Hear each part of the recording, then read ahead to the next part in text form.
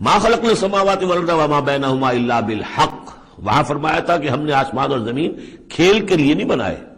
یہاں اس کو فرمایا ہم نے نہیں پیدا کی آسمان اور زمین اور جو کچھ ان دونوں کے مابین ہے مگر حق کے لیے، حق کے ساتھ۔ یہ ایک مستحکم نظام ہے، یہ ایک پرپسفل کریشن ہے، بغیر کسی مقصد کے نہیں ہے،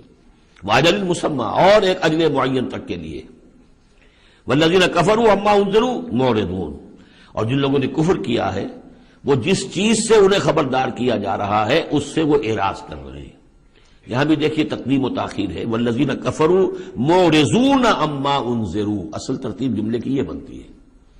لیکن جیسا کہ میں نے شروع میں عرض کیا تھا جبکہ میں نے لیکچر دیے تھے تعارف قرآن پر، کہ قرآن مجید کے اندر ایک ردم ہے، یہ جو ایک معروف شاعری ہے، شاعری تو نہیں ہے، قرآن شعر نہیں ہے، لیکن جسے بلینک ورس کہا جاتا ہے، غالباً اس کا دنیا میں اگر رواج ہوا تو قرآن کی وجہ سے ہوا ہے۔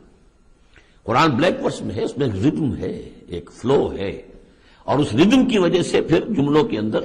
تقدیم و تاخیر ہو جاتی ہے تاکہ وہ جو اس کا ایک صوتی آہنگ ہے وہ برقرار رہے۔